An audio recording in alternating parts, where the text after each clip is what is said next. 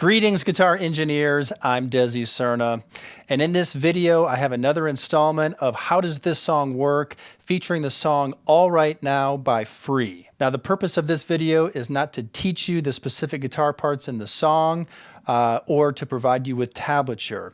Instead, what I want to do is give you an overview of what's happening musically in the song so that you can understand the key, the chords, the chord progressions, the mode, and the scales that are applied over the music. So if you're someone that likes to take a look under the hood and see how things work, then this is the lesson for you. And the things I talk about here are taught in my fretboard theory course that's available at my Guitar Music Theory website. All right, before we dive in, let me talk a little bit about my guitar sound. I'm using a Paul Reed Smith 594. I have Seymour Duncan 59 pickups in here. I'm in the bridge position. This guitar is essentially like a Gibson Les Paul, which is the type of guitar played by free guitarist Paul Kossoff. For an amp, I'm using the Kemper profiling amplifier, and I'm playing through a profile of a vintage Marshall amp, and then I've just added some reverb and a little bit of slapback delay just to give it an amp in the room sound. All right, let's dive into the song. Here's the guitar part you hear right at the top.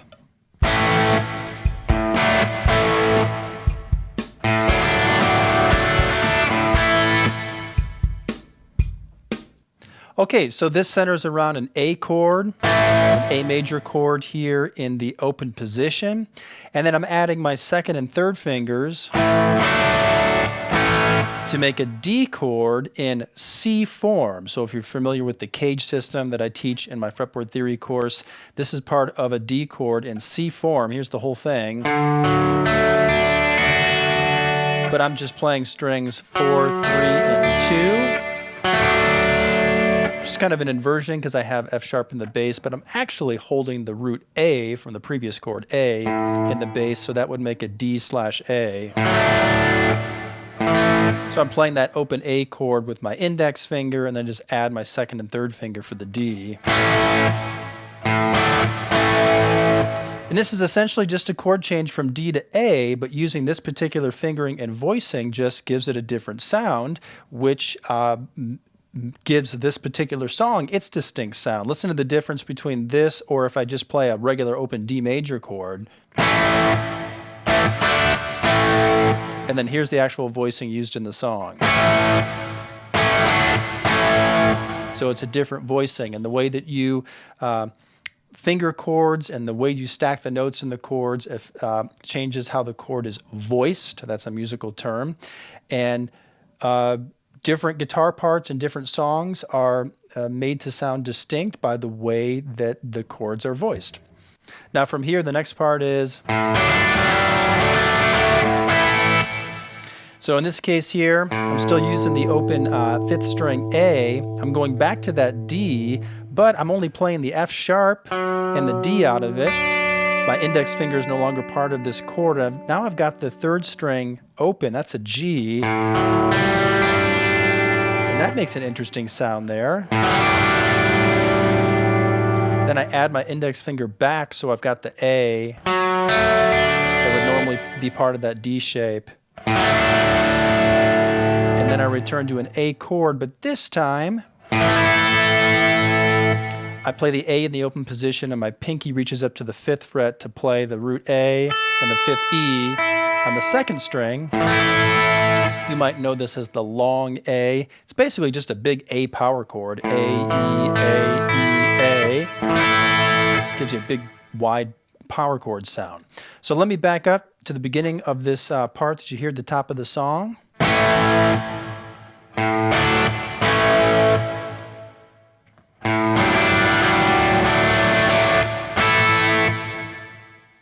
So basically we have 2 chords here, A and D, and then some things were added. At the end of the this particular chord riff, if that's what you want to call it, we voiced the A differently with some notes on top of the chord that made it sound a little bit different than it did out of the gate when I just played a regular A power chord.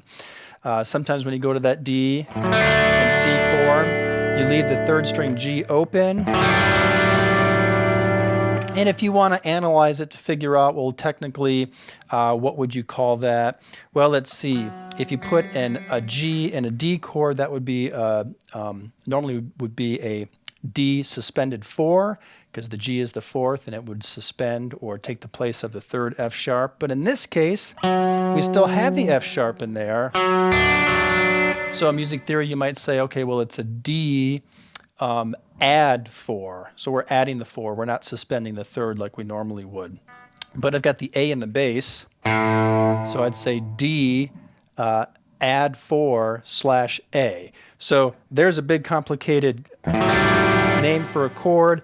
I don't think that that's what was going through the mind of Paul Kossoff when he composed this riff. I think that he was just working with the shapes and the notes that were in front of him with these basic chords here, and he just played around with it until he found something that sounded interesting. But one thing that G does indicate to us is it gives us a dominant 7th sound. If you think about playing our primary chord here, A, if you think about adding a G note to it, you would make an A7 or A dominant 7th. So right away, as someone that likes to examine songs and kind of know what's happening with the key and with the mode, I'm automatically thinking, this must be Mixolydian mode. That would mean we're using the notes and chords from the D major scale, but we're centering on its 5th degree A. And when you add a 7th to that and you stick with scale tones from that parent scale, you get an A7, you get a G natural in there. So I'm thinking that this is probably a Mixolydian mode song, meaning that we're using notes and chords from the key of D, but we're actually centering on its 5th A, creating the sound of A Mixolydian mode. Now we're going to see more of that in the next section. Here's what the guitar does in the chorus.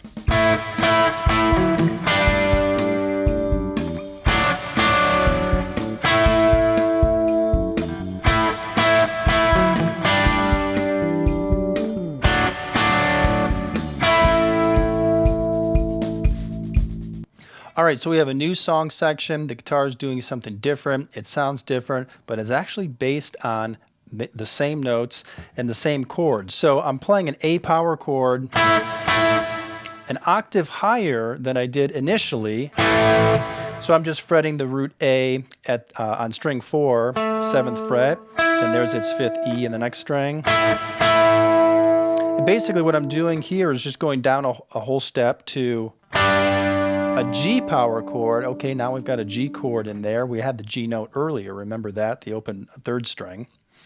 And then from this G, my index finger's now on string 4 at the 5th fret, playing a G power chord shape.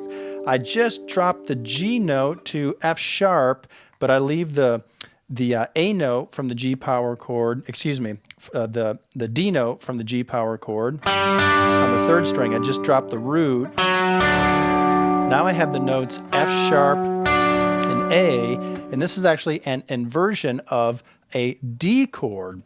If you think about D and A form, with the root on string 5, 5th fret there, think about playing an arpeggio, and we're playing the F sharp and the D that would come out of that chord shape. That's this is a inversion of D, and this particular shape, I view it as coming out of the A form. So our basic chords here are A, an A power chord, a G power chord, a D, and then you come back to A. So let's think about those. Let's move to the open position and play them as if they were ordinary plain basic open chords. So we have A, G, D, back to A. So if you're familiar with keys and scales and you know the number system, then you might realize that, oh, so this is, if we're in the key of D, this is, A is the 5 chord, G is the 4 chord, D is the 1 chord, and A is the 5 chord again. It might be easier if you think about this in bar chords because, you know, the way I teach the numbered system is we look at numbered patterns on the fretboard using standard bar chords. So here's the same chords using some standard E and A form bar chords. A, string 5, 5th fret. Excuse me. A, string 6, 5th fret. G, 3rd fret. And then D, string 5, 5th fret, back to A. And again, if you're familiar with the numbered chord patterns that I teach you in order to get to know keys and the harmonized major scale, if I start on D here, 1, 2, 3, 4, 5, 6, 7, 1, you can see that the chords in use here, A, G, and D, come right out of the D scale, and they are 5, 4, and 1. Now, since the A chord is functioning as the primary chord, that's really what our ear is hearing as the tonal center. So it would be more correct to think about A as being 1 and then the other chords in relation to it. Now we're getting into what I teach in Fretboard Theory Volume 2 if you've made it that far in my guitar theory system. So if A is 1, then the relationship between A and G is a flat 7. And the relationship between A and D is a 4th, so we would call this progression 1, flat 7, 4, 1. So A, G, D, A is 1, flat 7, 4, 1.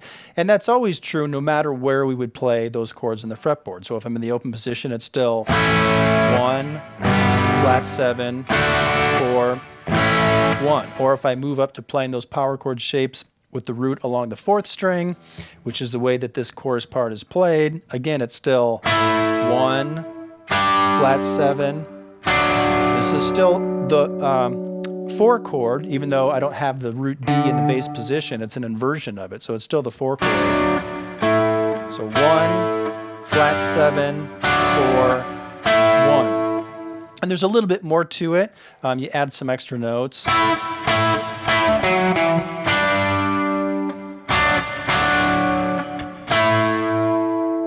And if you examine it, these notes are still in the parent scale of D, or they're in the scale of A Mixolydian mode, or the A dominant scale, or if you're viewing it that way. And it just gives a little bit of movement to that initial chord A there. So that's an A power chord, and then here's the 6th, F sharp, there's its 5th E.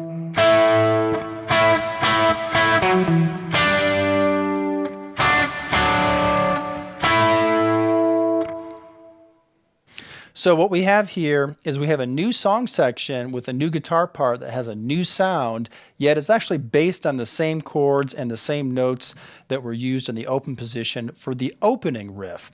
So this is a great example of how, in order to come up with something new and interesting on the guitar, you don't necessarily need to learn some sort of exotic chord or scale. You need to learn the different ways that kind of the basic building blocks of music work on the guitar here. So in this case, we're taking chords that could have been played as basic open chords in the open position, but by moving around the fretboard and playing some different chord voicings that are based on different chord shapes and adding in a little bit of movement, we come up with a creative and distinct part.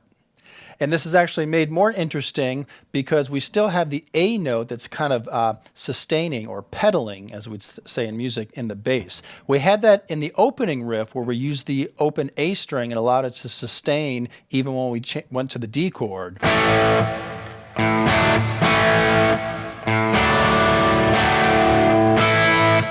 Well, we have it here in this chorus part, because if you listen carefully to the bass mainly stays on the A note, and there's a little bit of movement with the F sharp and the E, similar to what the guitar did, but the bass stays on A while the guitar is changing to that G chord and that inversion of the D chord. I'm going to switch to a clean sound here, and I'll move to my neck pickup just to sound a little bit more like a bass, but the bass is playing something like this.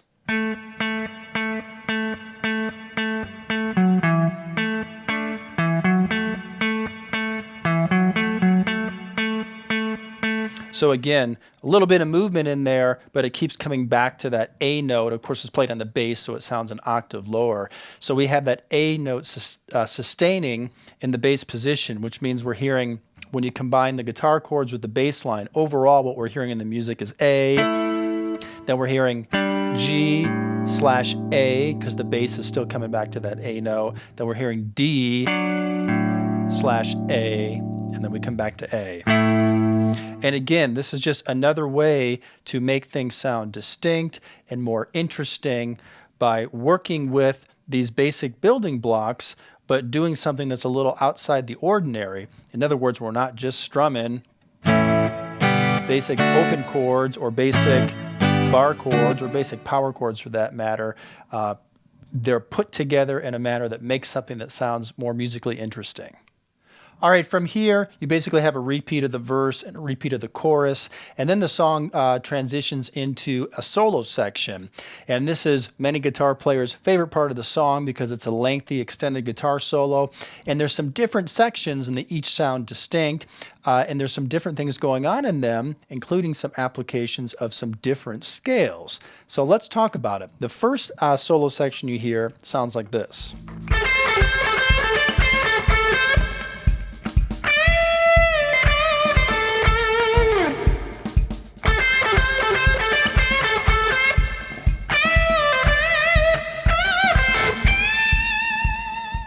Okay, so for this first part of the solo, the bass drops out. It's just the guitar and the drums playing this kind of marching groove.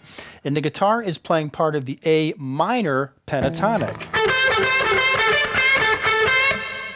So here's A at the 12th fret of the 5th string. You can think about A minor pentatonic pattern 4 if you're familiar with the patterns. Right there. There's your root A on string 3 at the 14th fret. A lot of the phrases come back to that to resolve. So why the A minor pentatonic when this song overall would be considered to be in the key of A major since it's centered on an A major chord? Well, remember that more specifically it had an A dominant 7th sound because there was a G natural in there. I recognize that at the top of the song, and I know what that means. Let's talk about the way that scales are applied in most of rock music. Typically, if you're playing over a piece of music that centers on a major chord, you could play the major pentatonic scale over it. If it centers on music that centers on a minor chord, you would play the minor pentatonic scale over it. And then there's a time when the rule gets broken. Obviously, it makes sense to think, okay, major over major, minor over minor. But in blues and blues-based rock music, you will often play the minor pentatonic over music that centers on a major chord. And usually, if the music is centering on a major chord, it's really a dominant 7th chord. Even though the guitar player may not actually be playing a dominant 7th chord, they may be playing a plain major chord. The chord is usually treated as if it's a dominant 7th, and the dominant 7th is present elsewhere in the music, either in the vocal melody or the bass or guitar riff or something. And that's why it was so important for me to recognize that early on. So I realized at the top of this song, okay, this is a blues rock song. It's a dominant 7th sound, which means I've got that flat 7 interval that's in the A minor pentatonic scale. There it is right there. There's a G natural. A minor pentatonic has got A, C, D, and G. So A is the root, C is your minor 3rd, D is your 4th, E is your 5th, there's your flat 7th, and so on. So all of these notes most of these notes are related to the chord parts we played earlier. We got a root A, we got a 4th D, we got the 5th E, we have the flat 7 G natural. The only note that's out of place here is the C natural. That's a minor 3rd, but our chord had a major 3rd in it, C sharp. So there's going to be a little bit of a rub there between that minor and major, and this is what we've come to know as the blues sound, where music is going to kind of rub in between a minor 3rd and a major 3rd. That sort of thing. Get this sort of sound. Right?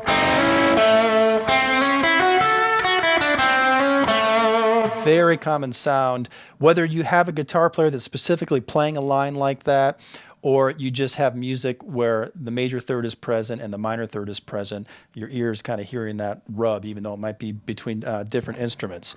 So for the beginning of this solo section here, lots of emphasis on that minor third, C sharp up here in the 12th position. Specifically, it's at the 13th fret of the second string. A little bit of bending there. You're not fully going to the major third, but you're kind of pushing toward it and getting some of those micro tones in between. We call that the blues sound. So instead of it's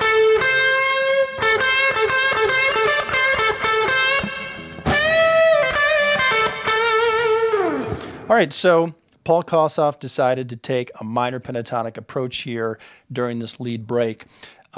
But let's keep going. Next, we've got the bass enters in, the guitar drops out, and then we head into the next section of the solo, and something different is going to happen. Before we take a look at the solo, though, let's talk about what's happening in the bass. Let me let you hear what it sounds like in my backing track.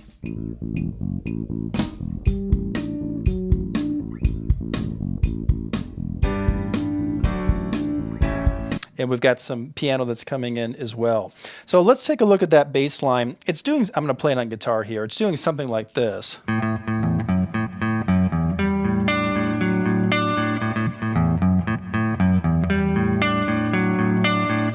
So starting on A,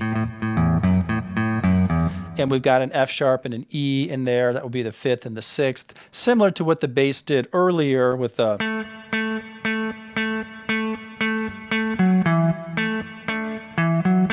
up here during the chorus, and we had the guitar that was using those notes too. So the bass is just making use of those again. So, and then next, whoops, let's try that again.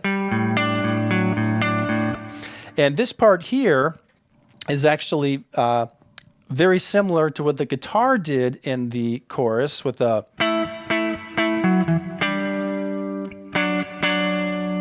so playing a G power chord and then playing an inversion of D there. And so the bass is doing the same thing, using those notes, putting the open A in between.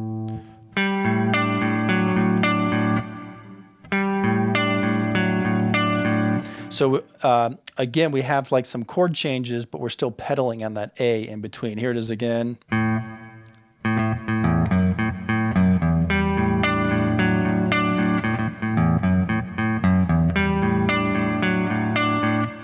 So again, this is kind of making an A7 or A dominant or A Mixolydian mode, however you want to think about it. Those are different terms to express the same thing that's happening in music. We're creating an A dominant 7th sound. So we're hearing it with we're hearing it in the bass line there, and we've got some piano chords there too. So in this case, you could play minor pentatonic over this. You could play major pentatonic. You could follow it with the full Mixolydian mode. That would be the D major scale, but just starting on the 5th degree A. So let's listen to what the guitar actually does for this portion of the solo.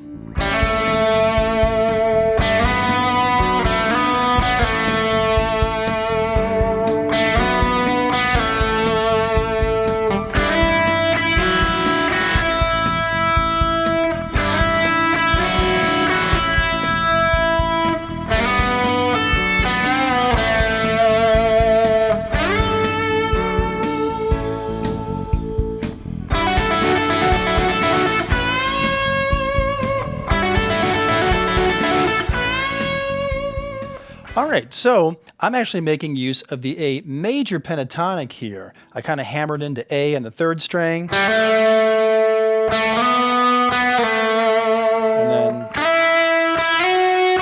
we take a look at these notes. So this is A to B and back, and then we have E to F sharp and back. And these would fit right into the A major pentatonic scale, if you want to think about a scale.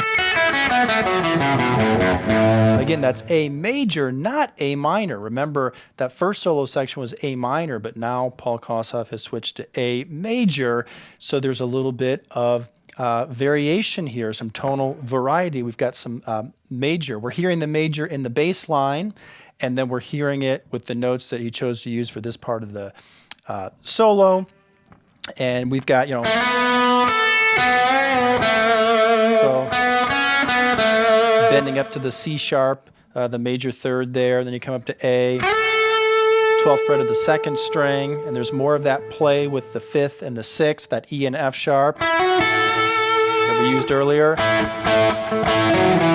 The bass is using. Now we've got it in the lead guitar up here. And bending to the major third, C sharp.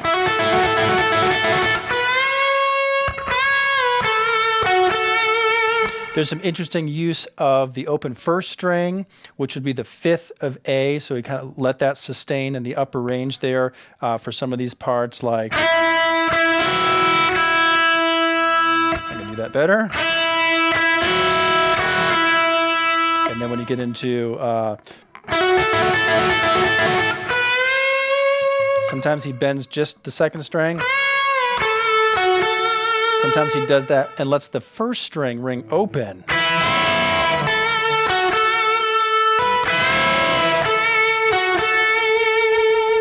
And then we move into the next section of the solo and something changes. Let me play along with the track for you.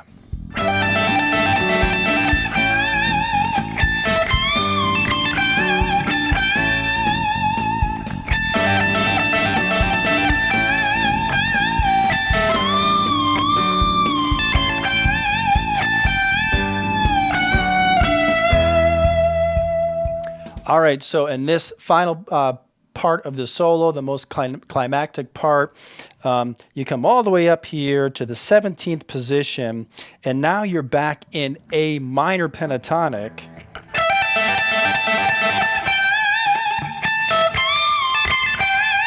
So I've got that 5th E, there's the flat 7 G, there's the root A, there's the minor third C sharp. And this is in the familiar pentatonic pattern 1, again up here at the 17th fret. That's A minor pentatonic. And as I explained earlier, A minor pentatonic works over the same bass line and the same chord changes. The only difference is we've got the minor third C, and as I explained earlier, you can play that minor third over the major third, and it kind of gives you that blues sound that we all know and love. So this has got to be one of the most famous guitar solos of all time in the classic rock genre. It's a tremendous solo, well played, great tone. Of course, we guitar players love any extended guitar solo, so the fact that it's lengthy and has several sections is a good thing to us. But also I think what makes it great is just the variety we have here, the way it kind of starts with that minor pentatonic and that marching drum beat without any other instrumentation.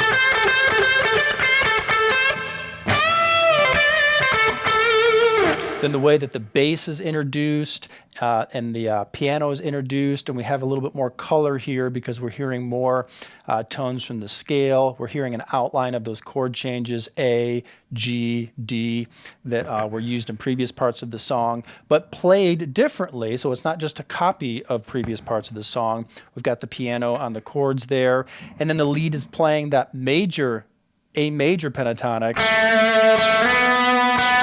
sound.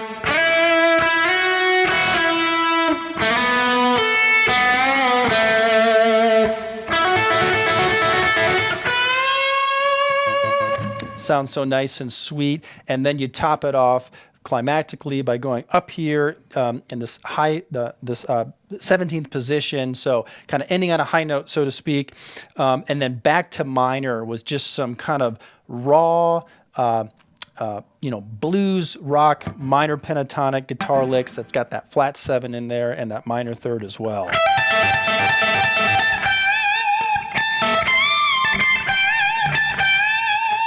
And at the end of the solo, You do have an F sharp in there, so we've kind of switched back to some of those major intervals. F sharp's a major sixth that's found in the A major pentatonic. So it comes back here at the end of the solo. And when you hit E there, the chord goes to E, which is like the 5 chord in the key of A, and then everything comes back to A, and you play the riff that is heard at the top of the song.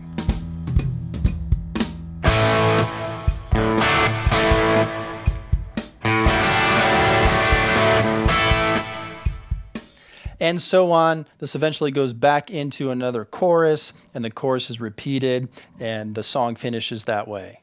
All right, so there's your overview of how the song All Right Now by Free works. So just to review, overall we would say that the song is in the key of A, meaning that the main chordal tonal center is A major. But as we discovered, there's more to it than that. When we think A major, we might think about the A major scale, but we're actually using notes and chords from the D major scale centering on its 5th degree, A, which would make A Mixolydian mode.